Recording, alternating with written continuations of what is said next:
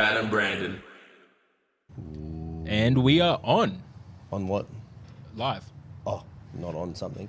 No, we High could on be. life. We could be. I'm on a bench. I'm on a seat. I'm on a boat. Fuck, everything's different this week, bro. I know. Like, then shout out to Jason and Niall, our usual video and audio guys. We suck in comparison to you guys. Just to let you know. But here we are. Yeah, you're on a chair, I'm on a bench. We're opposite each other. It's weird. It's well, I mean, I'm on a you're red further. chair. Yeah, you're on a red chair. Well, that worked out well. Red for red. yeah, we actually planned that. Yeah, I thought so. 100. I feel very special. I put it together. Yeah, this is the first time we've ever used the red chair. Oh. This is truth. I like how you went full red everything. That's my trademark. Even the hair. Yeah. I was like, wait. Oh, and then I Red got what car, Yeah, you got red it. Phone. Yeah. Is The it phone's red too. Yeah. Do you All literally- my accessories are red. That's my trademark. Do you literally just go everything red now? Not everything, but you know, that's a lot of my things are red. Yeah. Yeah, right. That's pretty cool. My motorbike's red. Sick. Now, I'm going to ask the obvious question. Is your actual first name Red? No. Can you please tell the... No, I can't tell. Oh, I can't say this live because then everybody will start using it. Yeah. It's red is my alias, but if I told you my real name, Oh, we're not I'll have to go recording. This isn't on. I don't know what you're talking about. lies. So is it like... Oh, you can guess, but I'm not going to tell you. Ooh, okay, here we go. Some people that like have known me for a very, very long time probably would know. But my name on socials is Red. My name badge at work is Red. Like everyone knows me as that. That's how I introduce myself. But on all my official documentation, like my nursing registration, birth certificate, other stuff, it's something different. Yeah. Which So name? if we were to like tell you to go somewhere and have a look at your license... It would be something different. Ooh. So if you just want to go in that room over there... You just like stalk my wallet. Where's the license? Literally, that's what I want to do right now. When people actually find out what my given name is, they're like, you totally don't look like that name. Well, is it... But it's because obviously like they associate you with Red now. Exactly. I really want to know what the name is, hey? Is it killing you as much as it's killing I'll me? tell you off air. Yes. As a long lot. as you... Look, if you want to tell us off air... That'll make me happy. That will suffice. 100%. I'm cool with that.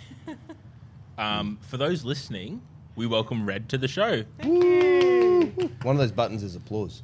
I didn't want to press it. I'm really like, as I said to Niall, I'm very... Noel needs to write on it for us. You normally have someone else doing all Yeah, we this got for Noel. you? Yeah. we- Noel so- and Jace. Niall and Jason. okay. So Jason's our videographer. Yeah. Obviously not here as That's he Dan's doing a pretty good job, though. That, look, it's not bad, but... But he we- sets it all up. He makes it look super shiny. The He lighting makes- always looks way better Yeah, when it's he always does good it. to have the professionals doing Yeah. a better job. Yeah. And then we have a person named Niall. That's Noel too. This is Niall 2.0, much more efficient. Always on top. Well, it wasn't on time today, but it's all right. Well, this is true. Shout out to Niall. I was actually late today because for some reason... Maybe you're cursed. It's the job of Niall. Maybe it's not Niall himself. Poor Niall. But anyways, welcome Red. Woo. Thank you. Lovely to have you on. Now, as you know, because you're an avid listener of the show, we have our... 21 words. Who you are, what you do. He counts the sounds and the noises and the words if there is some. Are you ready? I'm ready. Go. Redalicious, Oh, strong woman, is that one word? Yeah, Yep. it is. Strong woman. registered nurse, Army Reserve nursing officer, mental health advocate, You're at 11. ex-powerlifter, Highland Games athlete, body words. positive, ginger ninja. One word left. One word left. Awesome. Well done. Yes. Oh, nailed it. You know what we need to stop doing? Prompting of how many words they have. Yeah, left. just let it go. Just let it go and let them fuck it up. Yeah. Yeah, absolutely. Wait, I got to know this one, and then maybe, when did you become Red? Ooh. What a question. So I was born with blonde hair, like as white as Yep. like your hair. When I was 3 years old, I was jumping on a trampoline with my sister, who's a couple of years older. And you know when you double bounce someone, Yeah. the other person can go flying off if you jump at the same time. Yep. So that happened to me, and I landed head first on artificial grass, and my head split, and I went to hospital. I had my head shaved, and I've got a scar on my head there where I had all the stitches. Dropped on my head at 3 years old. Maybe it explains something. Wow. When my hair grew back in after that accident, it came in red. So I don't dye my hair. This is completely natural. You're blonde. I was a blonde baby, and yes. then you hit your head Yeah, and it my came head back went red. My mum is Scottish though, so I probably would have got the red hair like as I got older. Yep. But yeah, I was born blonde and fair, and after that accident, it became red. So I used to get called Little Red as a kid. Yep. And yeah, everyone used to call me Little Red. But then when I got to school, they would call my name on the roll, and I would never respond because I'm What like, was that my name name's again? Little Red. What was that Take name? off it. I thought, close. yeah, I really You're thought like, you oh, had she's going to tell me. No. Yeah, so I was like, oh, yeah, I'm Little Red. But then as I got into high school, I dropped the little and I just became red. And Yep. then, yeah, it's people. That's Nobody ever called you Big Red? I never. People have tried calling me Bluey, and you know how Australians want to Yeah. make opposite of your nickname. Yeah. But I never responded to that. Yep. Yeah. Some people say Big Red, but I don't know. That might have a bit like negative connotations. I never got offended by it, but yeah, people. Or Redalicious is like, yeah, what some of my close friends call me. Yeah, right. Yes. Red So delicious. you've been red since 3 then. Yeah, like Essentially. yeah, most of my life. Yeah. But you're born Damn. blonde. That's amazing. That's strange. Yeah, I'm very fair, like in my eyebrows. And, I had white hair when I was a kid. yeah. Now White? it's- Yeah, like white, like Snow White. I just want to point out, you look really jacked up from over here. Thank you. Well, I'm not gonna lie. The Like, next large shirt too, mate. if Jace was here, we Just could pop get a it zoom down. in. But like, Get a good flex. sorry, I didn't. I top did that. curls yesterday. Did you? Yeah. Girls get the girls. Yeah. First for the month, it's February, so good to do my monthly curls. Anywho, I could talk forever how jacked you look today. Easy. But it's about you. Okay. How the hell did you get into strongwoman, Highland Games, everything like that? Well, I actually used to be quite overweight. In about like 2012, 2013, I was probably up around the 90 kilo mark. You know, I weigh 85 kilos now, but my body composition is like completely different. I had a lot of body fat back then, and I had like a pretty serious relationship end, and I just went, you know what, I've got to do something about my weight, and I got a PT, and in 6 months I lost 20 kilos. Wow. Wow. That's cool. Yeah, that was 2013. That was looked completely different going from like 90 kgs to 70. My face, you know, like went really gaunt. I was getting striations in my shoulders. I think I actually had abs for the first time like ever. Oh, cool. What are they? Yeah, no, they're gone now. Do you have them, I Johnny? feed them. You feed.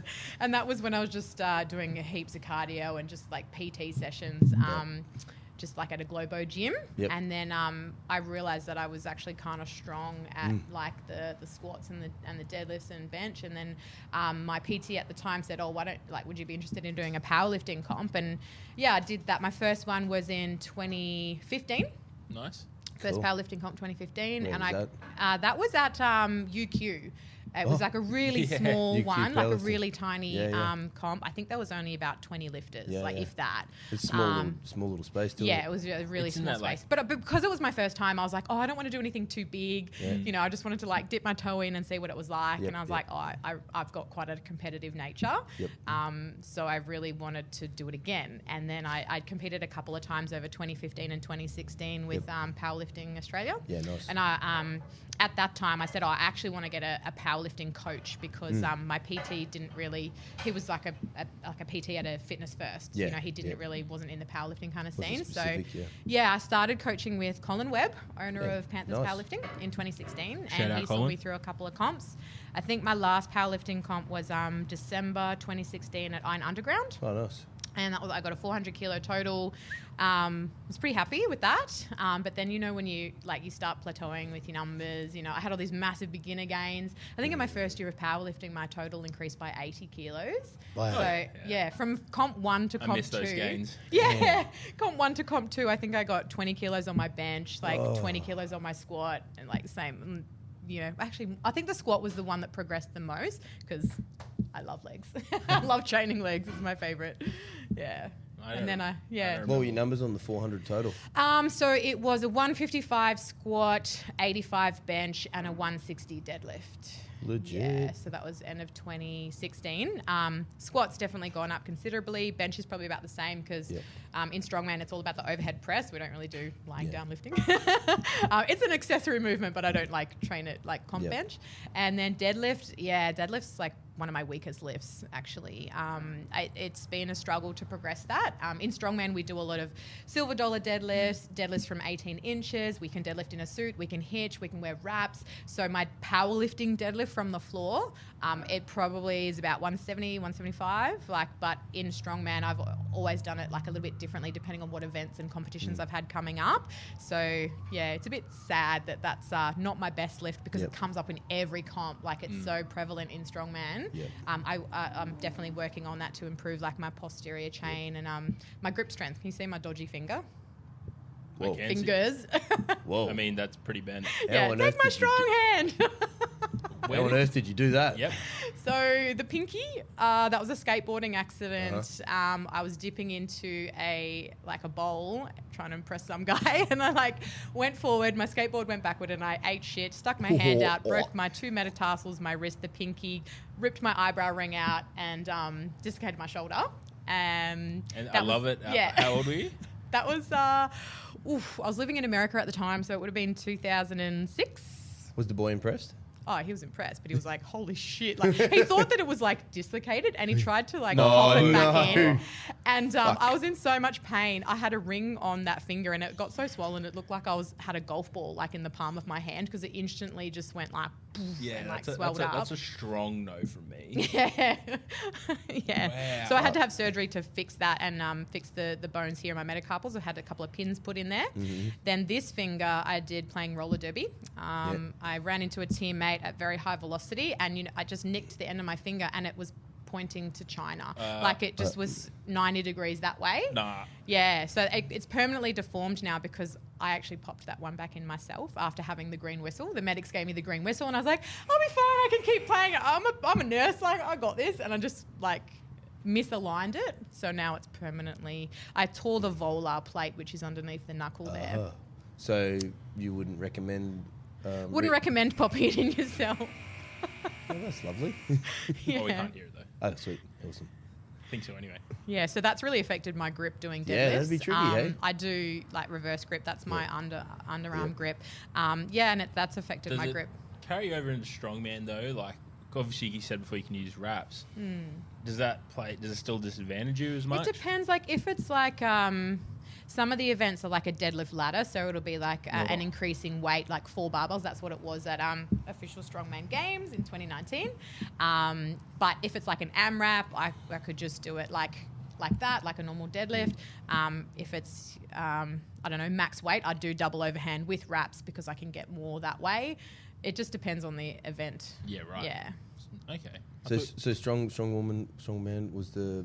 progression straight from powerlifting? It was like So I started strongman in 2017. Yeah. So I think at the end of 2016, that was when the IPF had this big rigmarole of what's his name, Robert Wilkes. Yep. And they kind of like separated, and then the new APU federation was formed. And I was like, because I was plateauing with my lifts, I just wanted to try something new. And then when I went down to the Arnold's as a spectator in 2017, I saw like the Pro Raw. There was a friend competing in bodybuilding, and I thought that was just like a fantastic atmosphere for anything health and fitness related. Yeah, sick. And I saw strongman there for the very first time, and I was like, what the hell is this? Yeah. It was amazing, like guys pulling trucks, lifting the stones, doing the log press overhead. I was like, wow, this is insane. Pretty sure Brian Shaw came out. Yeah, for that one. yeah. Wow, that's it. cool. And I'd never seen that kind of like lifting before, and I googled strongman, like where can I do this? And I persuaded Colin to just get all this extra equipment at Panthers. I was like, can you get, like, he already had a yoke and a log and some farmer's handles, but now it's like decked out with so much stuff because like I've been nagging and can you get this and eventually like more people started getting into it. Yeah, right. Yeah, it's definitely gained traction and a lot of popularity, and like we've said before on the podcast, a lot of it I think is owed to people like your Eddie Halls, your Thors, and your Brian Shaws, who've been so prominent big figures in the industry. That's it. But even now, like strong woman, whatever strong woman. That's it. Like the sport is called strongman. Like that's what the sport is called, but women do it too. So it's interchangeable. Strongman, strong woman. It's strong woman. Yeah. Yeah. But that's like the amount of women that have now, jumped into the deep end with it is it's incredible. Have you guys heard of Donna Moore? Donna Moore. World's strongest woman. She's from the UK. Yep. She's a giant. Photo up with? Sorry? You had a photo yeah, with her? I did. sick. Yeah, she's such a lovely lady. Like I've been following her for ages. She's a huge inspiration.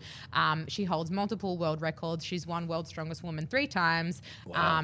Done the Arnolds in Ohio. Like got a pro card. She is just a phenomenal athlete and so humble.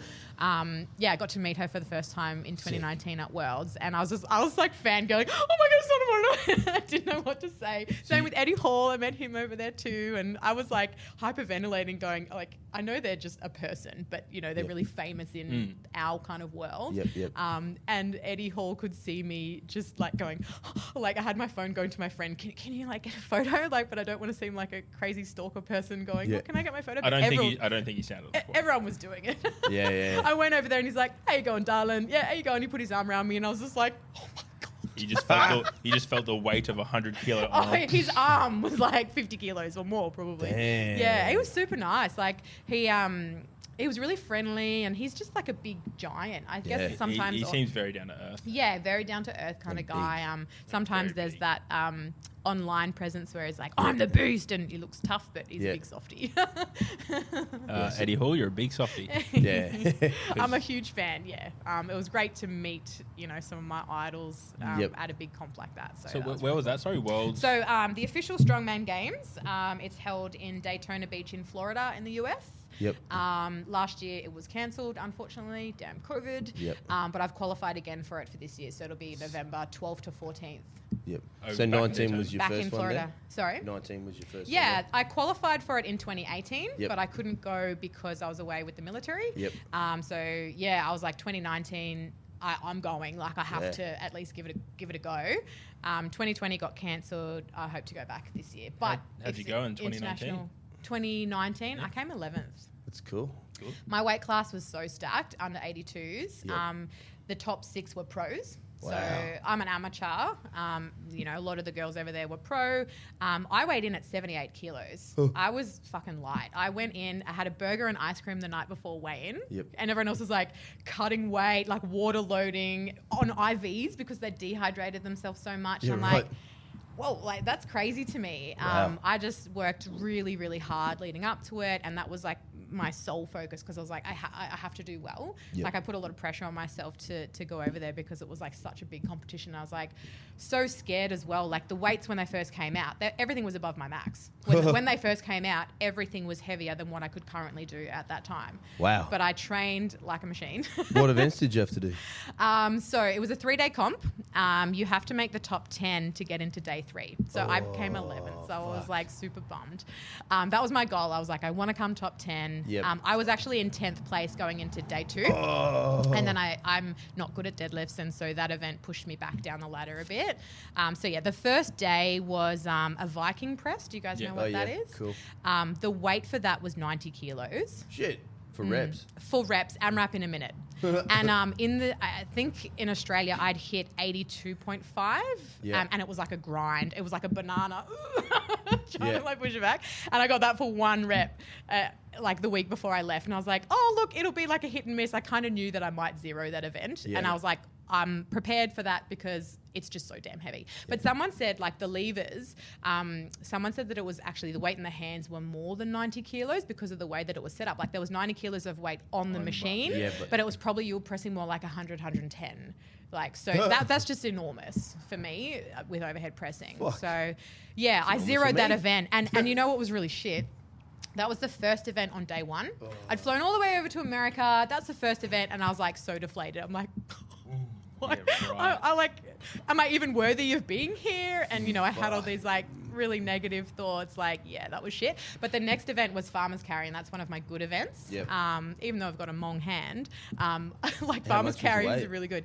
105 kilos per hand. Shit. You had to go up 20 meters, around a keg, and then back 20 meters. So I don't know if you've ever tried turning with farmers handles, because you move build up around, eh? speed, and I was like Tokyo Drift, like going Yeah, like a right. crab sideways. But my plan for that event was go up on the far right, turn around the keg, drop them, re-pick them, so I'm going straight again for the last bit. Yep. So yeah, that was my best event. I think I came 6th or That's 7th cool. in that event. Yep. And so then I was in 10th place going into, even after zeroing the Viking press, I was in Right. 10th place going into day 2.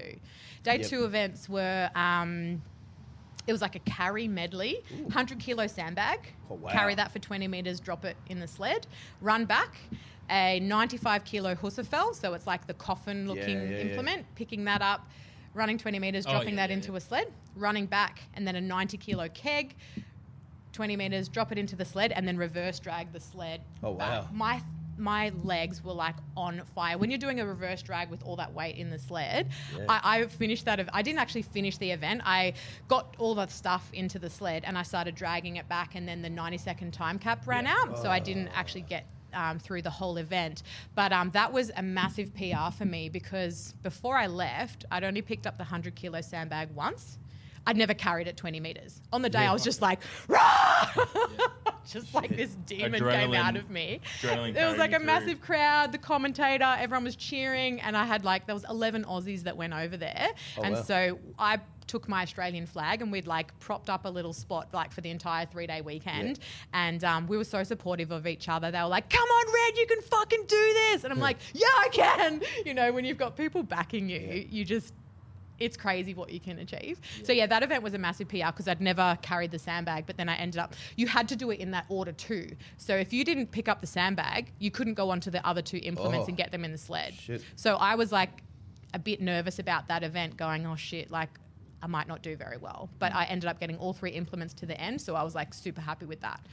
The second event on day 2 was the deadlift ladder. Ooh. So it was 4 barbells, 165, 185, 205, 225. So it went up by 20 kilos. Holy. There were some girls that just went boom, boom, boom, boom, finished.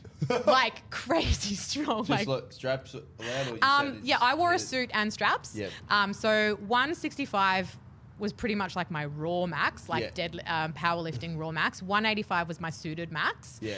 So I did that one after the other. I knew that it would be a struggle for me to even get those 2. And then I got to the 205 and everyone was like, come on, Red, like cheering for me. And I'm like, oh, look, I'll just like wait a bit and like set up, put my straps on, and like, I know this like may not come up, but I'll try. And it came up the ground about this much and I was like, woohoo! I was so stoked. Oh, It was like, you didn't get it. hell no, it came off the ground this much, like So an you inch. built that up. I was like, oh, she's got it. Go. Nah. I was really into that. But to get the 185, that was my PR in a suit. Yeah. And to Right. do that after doing 165, like I did it as quick So as not I much could, break, yeah. run to the next one, did that. And, It's all and times. because it's all time. So the thing is, there were a lot of girls that actually only got the first 2 barbells, the same as I did. But they did them quicker than I did. So they got placed higher. If I kind of fucked around a bit when I put my straps on the 185, because I was like, I really don't want to miss this and have to do it again. So I was really like, you know, winding the straps up and like setting up. I, you know, did the twerk bum jiggle a couple of times before I actually pulled it up, and I hitched it. Like, it was ugly. But the last time I'd pulled 185 was about 6 months prior in South Africa, and it was like a 15-second grind. So I actually did it a lot faster in America. So for me, that's still progression. yeah, it was a progression after doing it after the 165. 100%. Yeah. So you've also been to South Africa? South Africa? Yeah. What was that? That was the Arnold Classic in Johannesburg. Oh, sick. Yeah, that was really Do you cool. have to qualify for that? Or how's You that do, equivalent? yeah. So you have to get top 5 at the Arnold's in Australia to make it over to South Africa. That's cool. So you went, what was that, 2019 or 2019, yeah. So I did 2 international comps in the same year, 2019.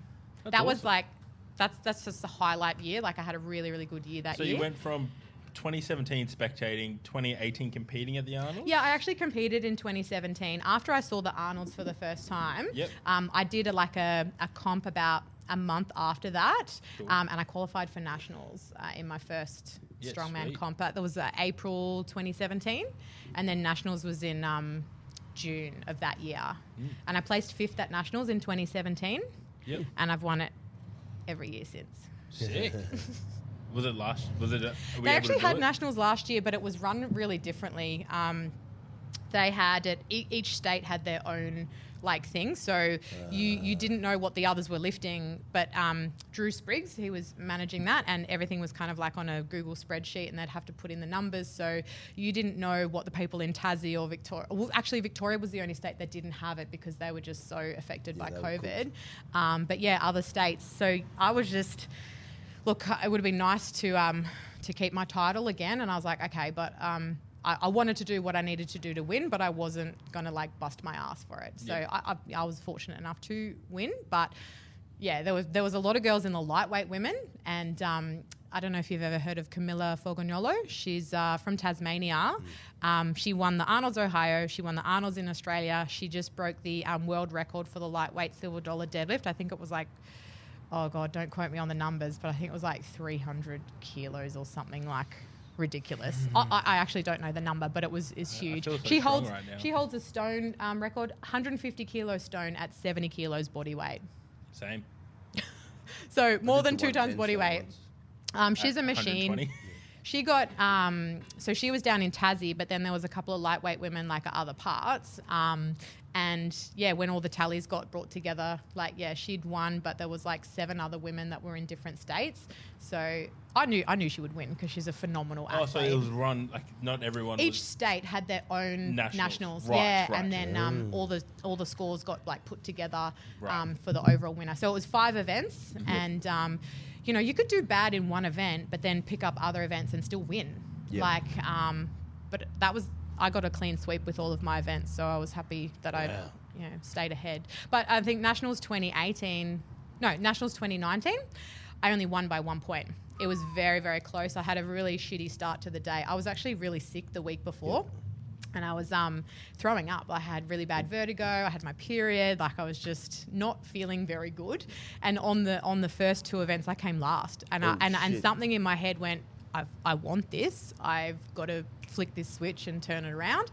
And then I won the next 4 to win overall. But going into the last event, which was stones, natural stones, they're all different shapes and sizes. You can't use tacky, like the sticky stuff, and you had to load them up onto a 1.2 metre drum. And there was 5 stones in that series. I was 1 point behind first place going into the last event. I knew if I didn't win that event, I wouldn't win overall.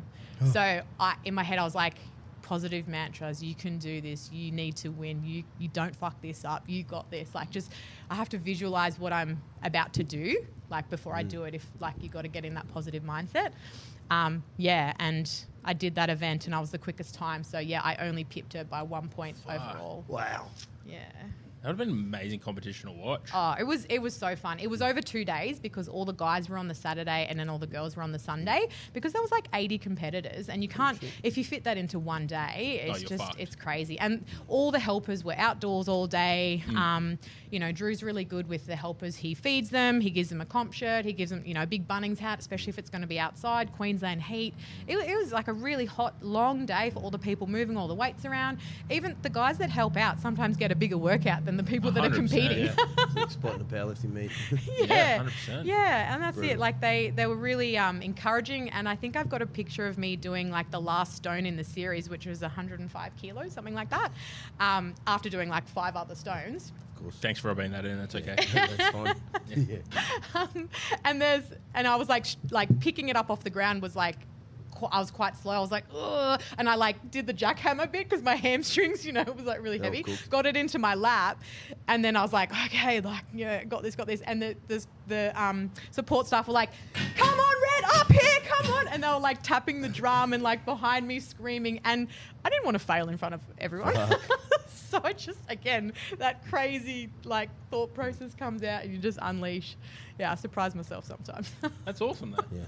Do you enjoy the travel that you've done with the comps? Yeah, my plan for the future is like I would just like to do more international comps. Like, if I can improve my ranking on an international level, like, and do greater feats of strength, that to me is more important than doing comps like in Australia. It's still like they very much have their place, and if I'm not competing, here, like locally, I will help out. I'll do the MC, or I'll be like a ref, a spotter loader. I'll be involved in some way, because those comps don't run without helpers. You have to give back. You can't just like show up and compete every time. You need to, put forward some effort as well, because that's how they keep running. 100%. Exactly right. Someone helped when you competed, so I think Pay it it's forward. often missed by people that lift in comps. That Yeah. they should put their hand up and help out as well. 100%. Yeah, and there's so many little jobs that you can do, like the scoring.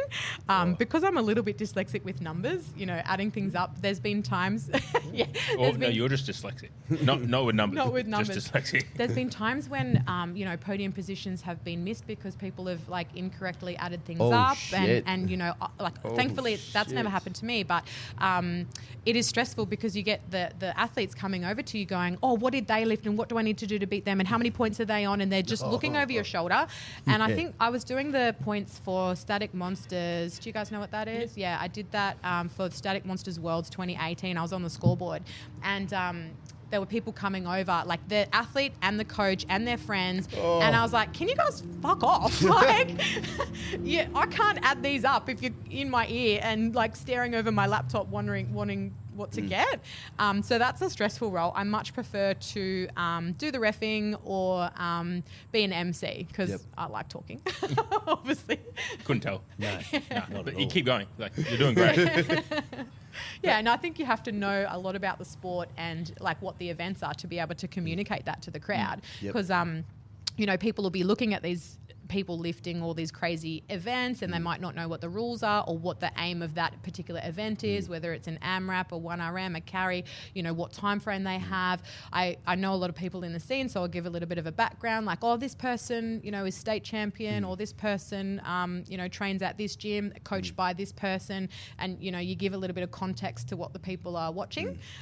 So, yeah, I really, really enjoy doing that. And Panthers is hosting a comp. It's called the Southeast Queensland Strength Series, and there's usually a couple each year that all accumulate to the Brisbane Strongest Man and Woman for the overall title. So I'll be doing the MC for that comp in April at Panthers. That's cool. Yeah. That's a cool concept. Yeah. We get to compete over. Yeah, so they're kind of like local comps. They have a novice division as well. So if you just want to, stick your foot in, the weights are a little bit lighter rather than going into an actual weight class. But it's good to see people really enjoy themselves, especially if it's their first comp. Like they, when they've got that, it's such a supportive community. You've got people around that are cheering for them, and they might hit some PRs, and they're just like, oh my god, I did that, and I love seeing that reaction on the newbies' faces. Yeah. It's a good feeling. But now, switch gears a little bit. Yeah. How the fuck do you manage competing at a high level, registered nurse, Army Reserve? You said something else in your 21 words I've now forgotten. I'm studying a master's as well. Yeah, see, there you go. Masters in what? Mental health nursing. When are we sleeping? Yeah, that's the thing. I probably don't get enough sleep. I sacrifice sleep to do all these things. Yeah, sleep less, achieve more. There's like a pyramid, and it's like study, social life, work, whatever. My work-life balance can be a little out of whack, especially now. I've got a lot of things on my plate at the moment that I'm trying to manage, and I'm going away next week for a month with the military. So I have to, my training is, I'm not going to be able to do strongman training. I'm going to be on an army base, like doing the PT with the army, but it's like running and, interval training. Running. Battle, What's that? battle PT, where we carry our weapons, and we've got our webbing around, and we're climbing up ropes and jumping over and under things, like crawling under stuff, carrying chains and carrying jerry cans. That's good practice for farmers carry, but it's very different, not my strongman training. So. Battle training. Sounds cool. It's called Battle PT, yeah. Battle PT. Yeah, and you jump in the swimming pool with all your cams on, and it's going through water, and I guess it could be worse. Like at least with your strongman competitions, like it is very functional fitness. Exactly. Like it's not like you're just going in there and doing basic PT at a Globo gym or something that's going to take away from what you're doing. At least you'll work on some sort of work capacity, strongman endurance. Is so functional. Yeah. Like when I moved house. So you're the person to call when I move house. No, don't call me. But I call my strongman friends. Did you guys know Mark Wells? Yeah. So he helped me move. He picked up my piano and put it onto the removal truck. Picked up my washing machine. I was like, "Do you need a hand with that?" He's like, "I'm good." Just your piano. Pardon? Picked up your piano. It's an electric piano, but it's still quite heavy. I guess it's more of an awkward shape rather than being extremely heavy. But it was on the thing with the stands and with the foot pedals. Just yeah. Damn. How long have you done the military for? It's a bit of a complicated question. I joined straight out of high school. Wow. So I was 17 when I joined. I did 4 years of Army Reserve as a musician. As a musician? Yeah. So I joined as a Sick. bandy. Yeah, cool. I played like in the Army In the band on the Army marches. band, yeah. Right. Yeah. So they have like the Anzac Day parades, ceremonial parades. Yep. We always played for like the mess dinners of the officers and Yep. stuff like that. So I did that for 4 years while I was at uni, That's a straight cool out of high uni school. gig. Yeah. And then I had a... It is, isn't it? It's all Paid- tax-free pay too, so Tax-free pay and getting paid to play music, that's right. which you obviously enjoy. Yeah, I do. Yeah. What was your instrument for that? So you had to audition to like get Yep. in. Do you guys know what the oboe is? Oboe. Nobody Look. knows what it is unless you're like actually. What do you say? Oboe. How do you pronounce? Oboe. How do you What is an spell? oboe? O-B-O-E. Oh. Oboe, mobile. What's an oboe do? Saxophone. Show me an It kind oboe. of looks like a clarinet. Uh-huh. Okay, so it's black with like silver keys, Uh-huh. but you blow through a double reed. So it's two pieces of cane that's Oh, it's quite vibrating big. to make Yeah. the sound. Cool. It's only about this big. Uh-huh.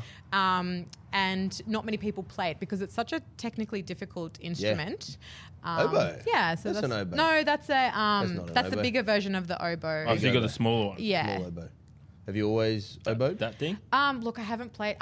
Yeah, that's it. I got it out of the case about 2 weeks ago for Yep. the first time in about 5 years. Yep.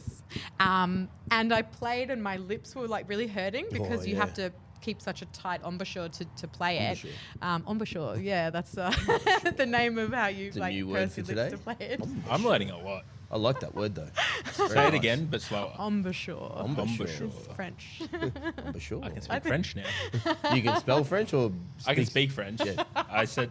Je speak. m'appelle. Spell what? Je m'appelle de toi. I'm so confused. Je m'appelle Johnny. Say it again. Embouchure. Embouchure. I'm going to stick to mispronouncing our own language before I move on to another. Before we move Were on to you studying another. nursing at the time? Is that what you were studying? No, I did veterinary nursing. Oh, wow. I did that for 10 years before I did human nursing. How fucking old are you? I'm so sorry.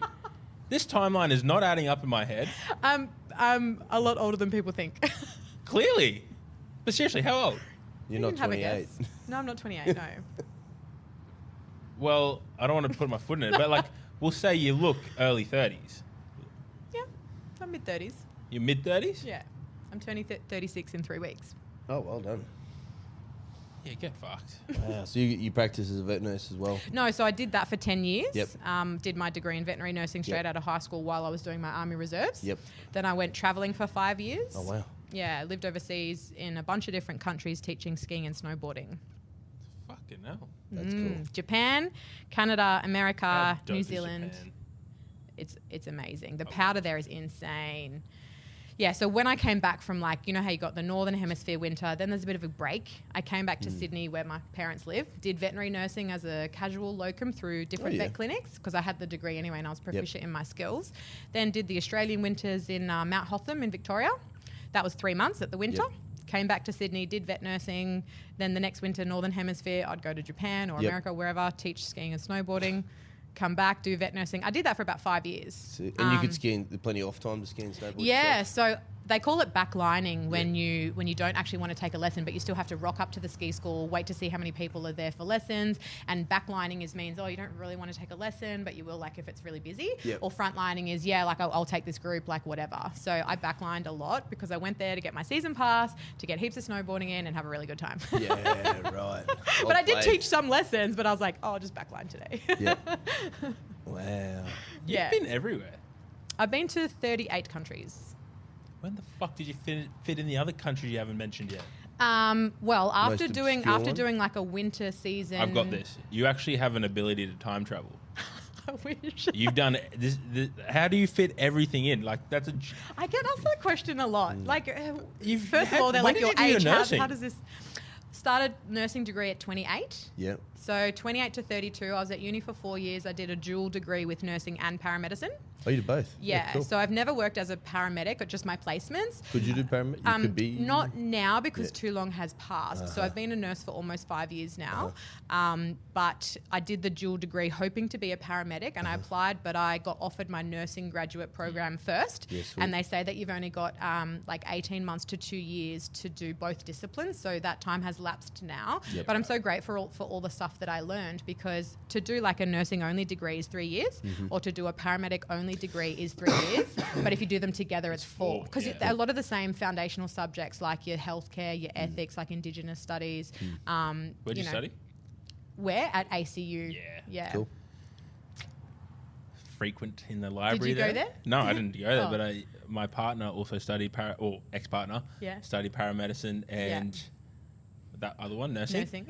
So I used to sit in the library and do my work, and I used to be that guy in like the background of the library. No one would know if you're a student there or not. 100%, Because you and could just then- take your laptop Yeah. in and like no one checks. And then I'd just be like, she doesn't even go here. That's a little reference that if you're listening and you get, well done.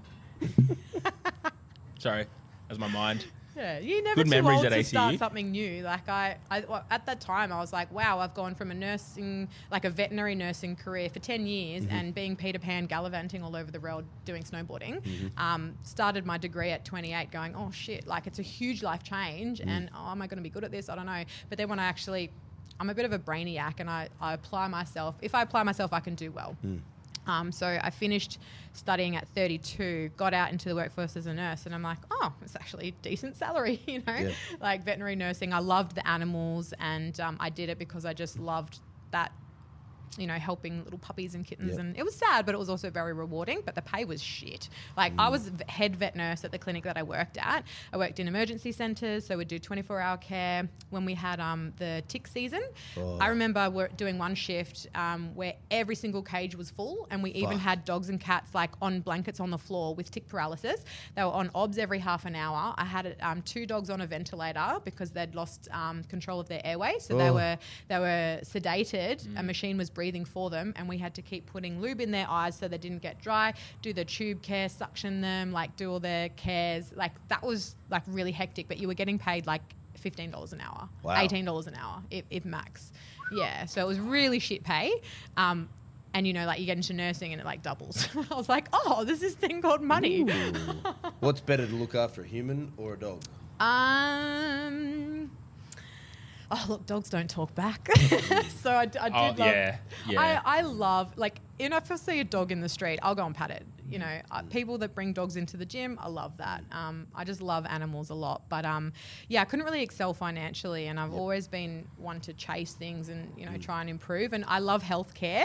Now I'm just doing it for humans instead of animals. Yes, yeah. And enjoy your time with the nursing. Where did you say you're at? Yeah, so I work a few different places. I just recently started a position with Open Arms. Do you guys know what that is? No, what's Open Arms? So, Open Arms, meaning we will welcome you. I'm just thinking of that Creed song, like with arms wide open. Oh no, I hate that song. It makes me want to. This is a horrible song. No, not that song. Open You're a horrible Arms song. is This isn't being released now until you say you like it. Are you a fan of that song? Who isn't a fan of that song? Open arms wide open. That's what Well, when you sounds sing it like. like that, I mean, let's leave it at Creed, so I'm not offended, but Creed is. So Open Arms Anyways, is yes, Open Arms. it's a company that services military for current and previously serving members and their families. Right. So it's like a mental health support service. So it's a non-clinical role. They're based in Queen Street in Brisbane. That's their national office. But they also have regional centres all around the country. So if you served 20 years ago, 50 years ago, if you're a World War II veteran, you can ring up the phone and you can get free counselling, psychologist, psychiatrist appointments. You can do, they've got a lot of therapy groups, like for PTSD, anxiety, depression, family groups, sleeping better. They have this one called Stepping Out, which is for guys that, you know, say they've had like a 15-year career in the military. Going from army life to civilian life is a huge transition. So we sort of teach them like life skills and, you know, for example, Medicare. They don't know what Medicare is because the army like looks after your health and all of your medical stuff. That defence looks after that. So they don't even have a Medicare card, Yeah, especially right. if they joined when they were like 17. they don't know what Medicare is. They're like, we Or have to how it teach you works. how to like use the public healthcare system. Yeah, right. Little things like that. You know, housing, it's supplied by Defence if you're a full-time member. You get discounted on your housing, you know, because they post you all around the country. So they get out of the army, they're like, oh my God, I have to pay rent. Yeah, you have to do these things that the army like babies you sometimes, and we have to teach them all these things like life skills. And when you've done deployments, you might come back a little bit, you know, bit sad from your trip. You may have seen some shit. We just sort of like help them on their path to recovery. There's so many good things, and I really love this organisation. I've only just started my training with them. It's a very, very new role. But my other role is I do mental health at the Royal Brisbane. Yes. And I do agency nursing in like the private hospitals in clinical wards. So medical, surgical, orthopedic, PACU. I do like one shift a fortnight or one shift a week just to keep my skills up, because in mental health you don't really do like many IVs or like dressings or stuff. So it's I have a variety. My face is just like, how do you fit all this in? Again, I don't sleep much. Okay, how does that... Coffee, lots of coffee. But does that... Do you think if you slept more, it would positively impact your training? Something would have to go. Like, something would definitely have to go if I actually got 8 hours sleep a night. But would you make that sacrifice to better your performance? If it came to it. I think it's affected relationships in the past because I've been very career driven. Oh, I've got this study I have to do. I've got this training I have to do. And I've like picked those over relationships in the past. So yeah, I don't know. It's a balancing act, but I think this year, because I just bought a house recently, I'm more career focused than financial based. So my lifting may be taking a back seat this year. I want to go to Worlds. Like if I can make that happen, I probably won't compete this year until Worlds in November. You know, I used to do a lot of like little comps and just like exhaust myself and burn out. And I'm niggling a few little injuries at the moment, so I don't want to break my body either.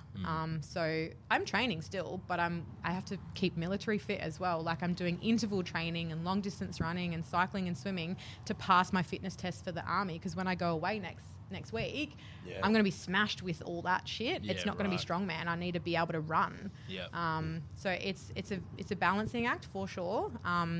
But yeah, I have to prioritize what's important at that time. And this year, it's career. Yeah. If you go to Worlds, will things change? Will you prioritize that? Yeah. If I actually make that commitment to get over there, I'm probably going to reduce my hours at work, because I do shift work, and training after a night shift is balls, like absolute balls. You just have like the perfect storm. Tried that once. To try and do you know, perform. I've actually got some PBs recently after night shift.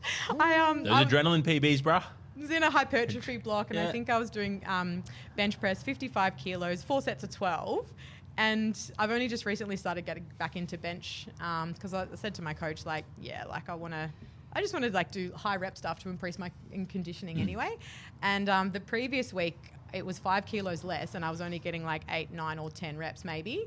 And then that week I got 4 sets of 12 at 55 after no sleep on 4 night shifts. That's perfect. I'm like, okay, so that's the secret to hitting PB PRs. Just rock up without sleeping. So my body's weird sometimes. I don't know. Have you done any travel with the army? Not overseas, no. Interstate, yes. Yep. Yeah. They I actually put my hand up to do the bushfire assist. So they had a lot of defence personnel go down there.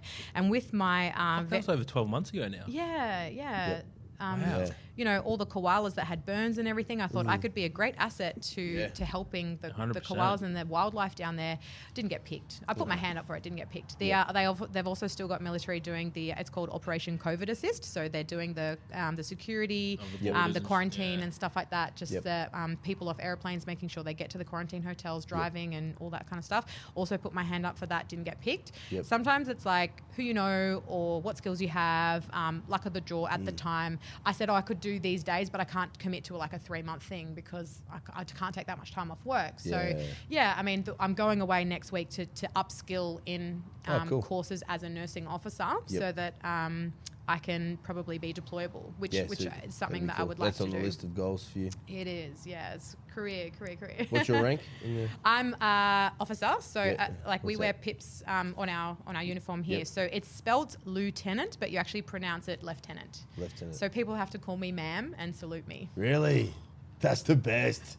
I'm still getting used to it. Actually, I'm like, they say, "Hey, ma'am." Oh, yeah, it's me. Were you a lieutenant when you first went through, I was or a something private. you had So to? I joined as a private. Like Yep. when I first joined at like 17, 18, I was in the band. Yep. I was a private, or my rank was a musician. So Yep. that's like, pretty low. Yep. Now I'm going to like the officer. It's called commissioned. Yep. I became a commissioned officer. Yep. That only happened in September last year. So you didn't have? Did you go to officer school? Or no, you didn't. That's where I'm going. Yeah, next sweet. week. Oh, gotcha. Yeah, Duntroon, baby, Yeah, down in right. Canberra. Do you have to Gonna do be a couple marching of around with a sword and doing drill training, and I'm not looking forward to it. Do you have to do a few rounds of that to get 4 weeks. just 4 weeks? Oh, that's it's a it. 4-week course to Yeah. get that's your officer training. Yep, Then yep. in May I'll have to go away for 2 weeks. It's like an extended practice nursing course. Yep. And then in July I'll have to go away for 2 weeks, which is called a logistics officer basics course. Yep. And then at the end of the year I'll have to do another like advanced life support course. So this whole year, as I said, career, I'm going to be away a lot with the army because nothing happened last year because of COVID. Like I was actually meant to go down to Canberra March last year for my selection. I'd passed all the medical, fitness, aptitude, psych testing. It's a rigorous process to get through. And they were meant to fly me down to Canberra, but like COVID happened. So I had to do my interview via Skype, like Oh, wow. online. And that just delayed the process. It was like 4 months after I said, what's happening with my application? Like I'm still keen, like what's happening? Yep. But everything got put on hold. So now I'm just catching up, trying to do all those courses. Yeah, wow. Hectic. Do they give you Yeah. any leniency for your Your track? face, Hectic. Brandon, I'm is just like, how do you? what? I just like how, but You look it's stunned. a little bit. I mean, it's obviously you said you have different priorities at different times of the year depending on what's going on, but it's like still that's incredible how much you're doing and 2019 was a great year. Like I had a pretty cruisy job at the hospital. And I was like fitness. Like I wanted to do as many comps as I could, like overseas, and winning nationals, going to South Africa, going to Worlds, doing the Record Breakers event. Like I had all these great successes that year. 2020 was shit. Like I had a lot of grief and loss that year, and like just it really affected my training. And with no comps being on, No gyms being you kind of open. like. Hey, No gyms yeah. being Well, I had open. a garage set up, Yep. so I was pretty fortunate to have all that stuff. But I think once you've like competed at a high level, it's hard to go backwards a little bit. I still want to be like a top level strong woman, and I'll still strive to do that. But when there's other pertinent priorities, I need to look after that. Strongman isn't going to pay my bills, Yeah. Being away with the military is, and working at the hospital is. So that's going to pay my mortgage now. I need Yeah. to be an adult and make those life decisions. Damn adulting. Yeah. I mean, I think lifting will always be like a part of my routine because you feel good when you do it. It's good for your mental health. I like looking and feeling strong. So it will always be there, but whether I'll be like on that international platform again is debatable. Yeah. Something that got brushed over but mentioned that I'm very curious about is roller derby. Oh, yes. yeah. Yeah. Is Have you it- ever seen a game live? Not live, watched video. Yeah. wonder Have if you it is- seen that movie Whip It with Drew Barrymore? I feel like I might have. Yeah. I So am just quickly googling. yeah, she Is it violent? Oh, very. That's how I. You guys are fucked fucking my each other up finger. in there. Oh yeah. So you wear knee pads, Yeah. you wear elbow guards, wrist Yeah, guards, mouth right. guard, helmet. Yeah, you know the You one? basically skate Yeah. around a track and you smash each other. What's the goal? How do you win? So I'm you've very got confused. you've got a jammer which scores the points, and you've got blockers which stop the jammer from scoring points. Yep. So the jammer has to do a lap around the pack, which is all of the other skaters. Uh-huh. And their first lap is just their initial pass. Their second lap is their scoring pass. So for every person that they pass on the opposite team, that's a point. Really? So the blockers have to smash them out of the way and kick them out of bounds out of the rink to... Can you knock them off the skates when you hit Yeah, them? that's how I tore my ACL. I've had a knee reconstruction because I smashed someone so hard and then I've tripped over and I fell, like my foot got caught under my leg like that. My body was going this way and my knee went that way and I snapped my ACL. I heard that's not good. It's not good. No, I fractured my coccyx, broken my nose, my finger, my knee. Like I've had a lot of injuries through doing roller derby. I played for 4 years. I love Wow. it that you're like, and then I'm going to go do strongwoman. Yeah, but I've never actually been injured doing strongman. Like not a You're an significant enigma. injury. You're an enigma. Wow. That's no. Yeah. You don't. No. Sometimes like people that came to my games were like, what's the point? I just see lots of people skating around and bashing each other. I'm like, yeah, that's pretty much it. Yes, it's Were saving you good at people. skating before it? Or did you just... So they put you through this thing called fresh meat, and there's like 3 levels of fresh meat. This just sounds crazy. It is really Fuck. crazy. So level 1 fresh meat is like basic skating skills. And I Yes. used to be a coach and teach them how to stop, how to turn, how to cross your legs over, how to go faster, how to do transitions where you can skate backwards and how to do weaving. Just real quickly, you need to stop. I know this look in Johnny's eye. He's keen as fuck to do this. I should get you on. We should go to the roller rink and get you on some skates. I'm not See how you very go. good at I can skating, see the though. look in your eyes. I like the hurting. I know. Like hurting it was people. really good for That your looks anger like management. fun. You've had a shit day, go and smash someone off the track. You look like when Fresh Neil meat was too, that's talking a nice about. name too. Isn't it? Yeah. What's a level 2 fresh meat? A do? level 2 is a bit more advanced skills. When do you you have get to to do shoulder this, them? You have to do this thing called 27 in 5, where you have to do 27 laps of the track within 5 minutes, and that's like your basic test before you can be put onto a team. Right. So they have to see that you're fast, you're competent, you can stop, you're safe. You can only hit between like the shoulder and the knee. You can't physically like push someone or elbow someone. There is a lot of rules How do with you your hit 'em contact with zones. your shoulder? With the booty. Oh, you hit Get 'em with your nice and butt. low. And my signature move, I used to be called Red Rhino because I'd come up and just and with my powerlifting, I was doing powerlifting and roller derby at the same time. And that was really hard to manage because I would just be so fucked from like 4 hours of roller derby training and then have like a massive squat session like the next day or something. And I'd be really beat up and really sore. So I finished roller derby 2016, and that's when I got more into powerlifting and strongman after that. But yeah, the You hit him with your the butt. contact with the butt. You'd be really good. You got to With get the butt. low, and you this give 'em a- part of your meaty bit of your thigh, I'd hit with my hip, and then I'd come up and give him a shoulder at the same Sneaky same shoulder. hit. Yeah. Can you do that again, Johnny? Fuck, that was It's all in one the count. hips. That was brilliant. It's all in the hips. It's all in the hips. Shakira sounds said like it. Your fun. hips don't lie. That's exactly right. That sounds like a lot of fun. It doesn't was a lot of fun. Like I got to travel to New Zealand and play a tournament over there. Wow. In 2016. Yeah, we played in Wellington, windy Wellington. Yep. We went over with 10 skaters. We could only have 14 skaters on the team. That's like your minimum roster, plus people had reserves. We went over there with 10. So I was on the track like 3 out of 4 jams. A jam goes for 2 minutes. The whistle blows, like if they call it off, they have to touch their hips like this to call off the jam. As I said, the jammer is the person that scores the points, and they have to do laps around the pack. My role there was the blocker. It's called a pivot. So you wear a stripe on your helmet cover. The pivot acts as a backup jammer. So if the jammer can't get through, they're pushing, and all the blockers are stopping them from get through. The jammer can pass their star. They wear a helmet cover with a star on it. They can pass it to the pivot, which is what I was with the line, and I'm the backup jammer. So then I can start scoring the points and doing laps. And my main technique was just skate as fast as I can, get nice and low, and push people out of the way because they couldn't stop me. Excellent. I need to watch. Sounds like an excellent I sport. need Yeah. to watch this. Look up Sun State Roller Girls. So that's the #1 team in Queensland. So I played for them, and we Shout were out Sun very State. lucky to travel overseas. Yeah, we Yeah. played in Adelaide. That was where I tore my ACL at the tournament over there. Yeah, so I did it. This is really dumb, and we were like losing the game. We were behind in points, and when I did it, I actually heard like a pop. And I was like, oh, I've always had clicky knees. And I thought, oh, maybe it's just like I fell on it weird. But I kept skating. Yeah, And we just wanted to win again, like my competitive nature. Like I was like, yeah, I'll just get through like the rest of this game. There was only about like 5 or 10 minutes left. And at the end of the game, I took my knee pads off, took my skates off. And because we got knocked out of the tournament after that game, we all got on the piss that night.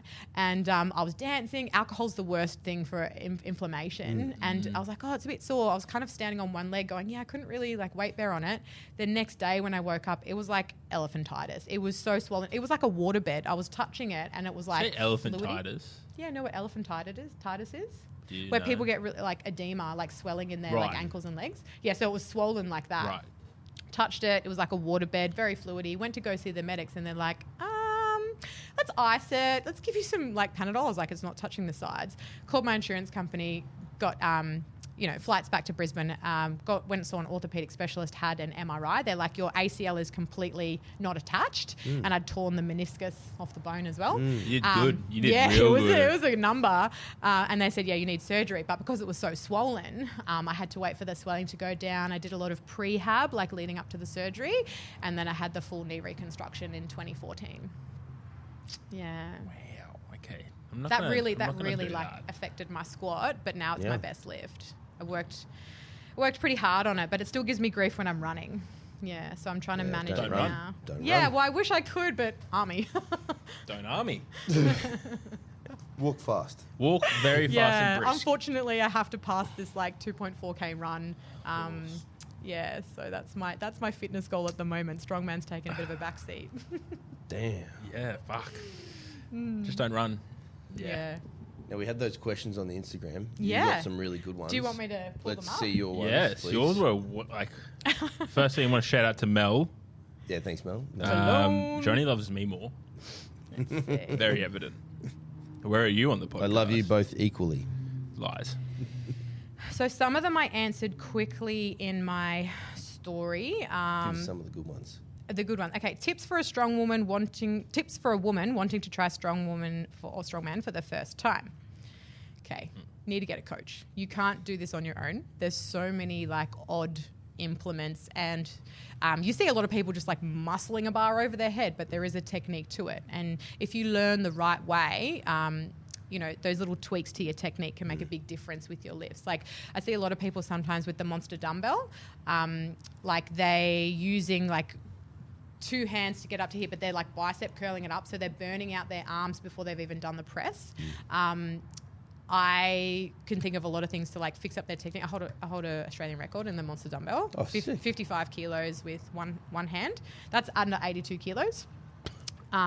That record is for my weight class is 55, but the open women's record is 75. That was recently done by Nicole Jenrich. You guys heard of her? She's Australia's strongest woman. Cool. She competes in the open weight class, so she smashed the record by 20 kilos. Fucking Yeah, she's a very, very strong girl. But a lot of people do this, bicep curling it, and then they just fry their arms for doing the press. Log press as well, you see people kind of like jump backwards, but there's a certain technique where you roll it up your body. I split jerk when I do overheads. I know it's like doing sumo. Oh, you don't want to split jerk. It's like cheating. Hey, you're allowed to do it. Why wouldn't you? If you can push more weight that way, which I can use my legs, I'm going to do everything I can. So yeah, get a coach, follow a program, be consistent. You don't have to be like wanting to be the best at anything, but I think to improve and to keep making gains, you just need to get a coach. Like it's that simple. Yeah. What else? Do thick thighs save lives? That was one of my questions. Thick lives. Do Thick thick thighs thighs. do Thick save thighs. lives. I was like, well, duh, I'm a nurse. I save lives. Well How do you played. go to keep the motivation going? I'm struggling to get the motivation to even start. My response to this was, it's a good question. I get asked a lot about motivation. It doesn't come from any magic pill or following some influencer. It comes from within and is a major battle to keep juggling training with life's adversities. So, when things happen in your life, obviously your motivation is going to be, you might not want to go to the gym. But I have to say, if I drag my ass and I get to the gym, I always feel better afterwards. Like, because you got that endorphin release, your serotonin, your dopamine, those are your happy, feel-good hormones. You go and do that and you'll be thankful for it after. But sometimes just getting there is like half the battle. Also, just starting it creates momentum. I know it's the hardest part, but just putting one foot forward in front of the other as soon as you just get a flow-on effect. In saying that though, when like for example, like for women, if they have their period, they're fatigued, their boobs will hurt, they'll get bloating. I know I have to let my belt out a notch. I get really bloated there. I'm grumpy. Sometimes I just don't want to be there. I've had a long day at work. Those days I'm like, you know what? It's better for me to just like stay at home tonight and like try again tomorrow. Because you need to listen to your body. And if you 100%. keep pushing it, you could be at risk of getting injured when you're tired and getting sloppy. So just listen to your body. Motivation comes from within. It's like, how bad do you want it? Take a day off. There's nothing wrong with taking a day off either. Next question. I got asked about supplements. I don't really use many. Can I crush a watermelon between my legs? Can you? Thought we're going to bring some watermelons in to give this a go. Can you do it? I've never tried it. reckon you I could, thought that eh? would be really fun to do, but it would make a bit of a mess. Yep. We could have done it outside. We can do Favorite events? Top 5, my favorite events. Moving events are definitely my favorite. So yeah, I like yoke, farmers, stones, strongman squats, and monster dumbbell. They're my top 5. The 5 that I dislike is anything static. So log, deadlift, but also those weird ones like Conan's wheel, Fingal's finger, and duck walk. All this, so Fingal Conan, yeah. Conan wheel? No, the next one. Fingal's finger. Fingal's So it's finger. Fingal's finger. It's like a pendulum that goes back and forth like this. And when you have to lift it up, clean it into a rack position, walk your hands up, push it over, and then run around to the Yeah. other side. Okay. Pick it up, That clean it. sounds fun. It's Yeah. not fun. It looks fun. I did that one when I competed in Cairns. That was an Arnold's qualifier in 2017, and it was raining, so the finger was actually wet. So I picked it up and was doing my hands were slipping Wet off. Yeah. I like where you went with that. It was. Great minds think alike. When did you start your strong woman journey, and how old were you? It was in 2017, and I was 31. But as I said earlier, I was a powerlifter before that, and then I saw the light. Yeah. You guys got to try strongman. I'd love to I've done run you strongman. through it. Yeah, didn't you do Brisbane Strongest? Yeah. As you did the novice then Yeah. in 2017. Yep. Yeah, I think I looked back I through was some proper old fucked photos after like that. way back then, and I remember seeing you in the background. Yeah, It was proper. I was proper fucked. It was is so really different. hard. Like the fatigue that you get from Yep. a strongman comp, because Yep. you're doing like 5 events, you bust your ass like the I whole think it was day. 6 events. Was it 6? It was 6 because Yeah. there was the 3, and then we had a break, and then there was another 3. Sometimes I was proper it's- fucked. Depending on the organizer, anywhere from 4 to 6 if it's a one-day event. Things like Australia's Strongest Woman is a 2-day event, and they do 8 events, 4 on each day. Yeah, Wow. right. Yeah. What other questions? Oh, this might cause a bit of controversy. Ooh. Being natty and still kicking ass, like asking me about peds and stuff like that. And I said, look, Wait, what was the question? well, it was just a comment. Oh, Because okay. I said, any questions for the podcast, nothing is off the table. Yep. And their comment was, you're natty and you're still kicking ass. Yep. And I said, absolutely nothing against anybody that uses. It's a personal choice, so you do you.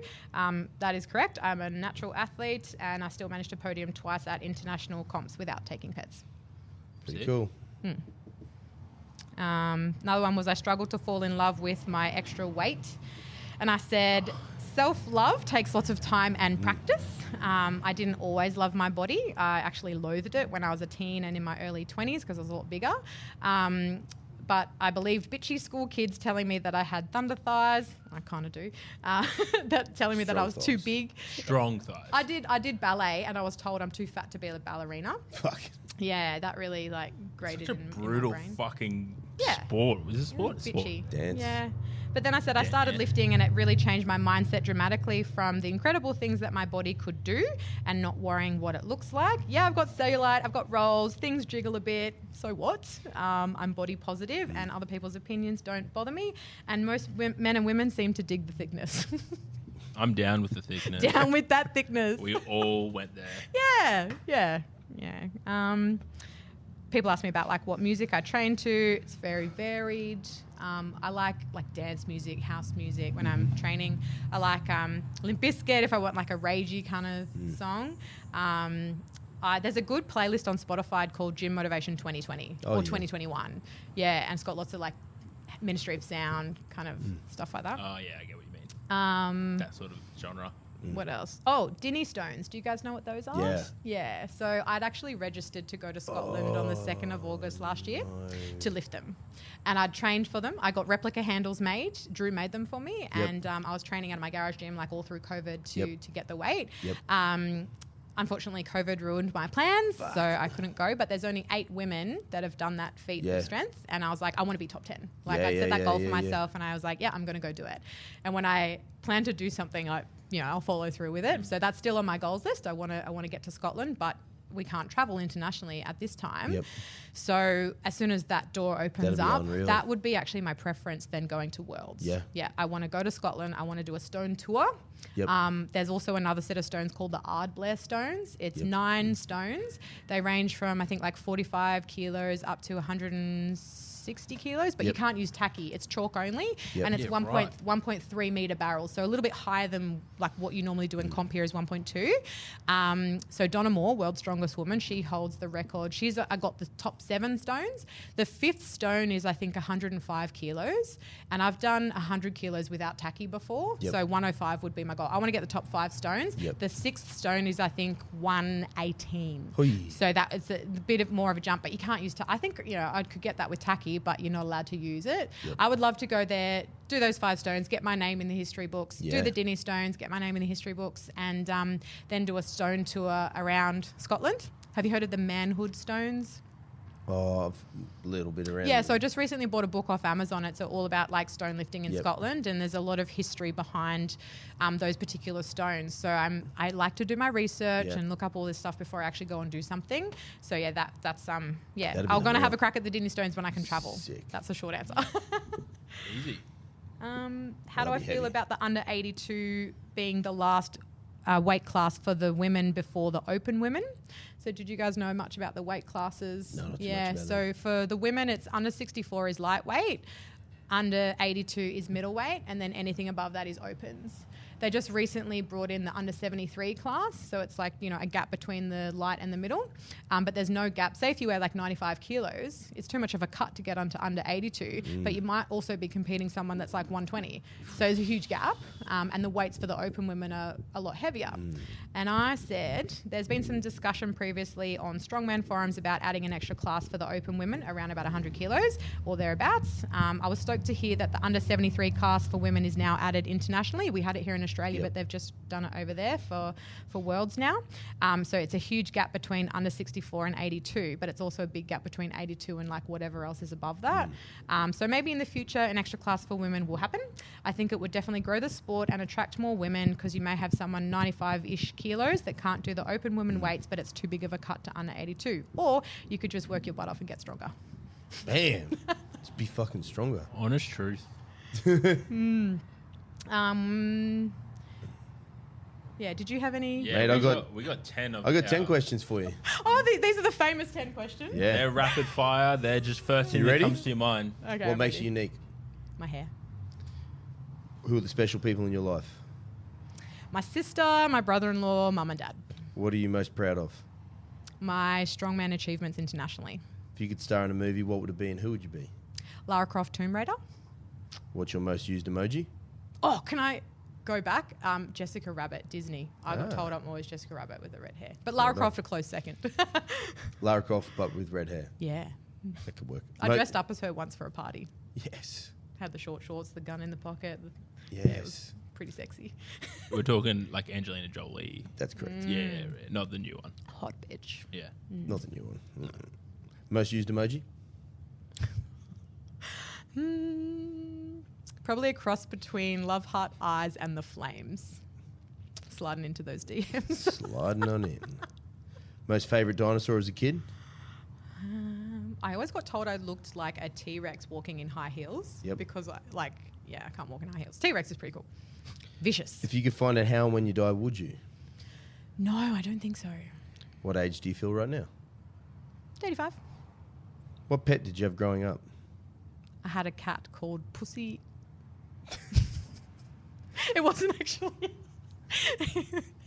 It wasn't actually our cat. It was like a stray for like 2 years, and then finally we adopted it, but my parents just kept calling it Puss Puss or Pussy. Yeah. What is the best thing that happened to you last week? We're so mature. Last week, my training in my new job, loving it. Excellent. And what's your real name again? Yeah, that all fair.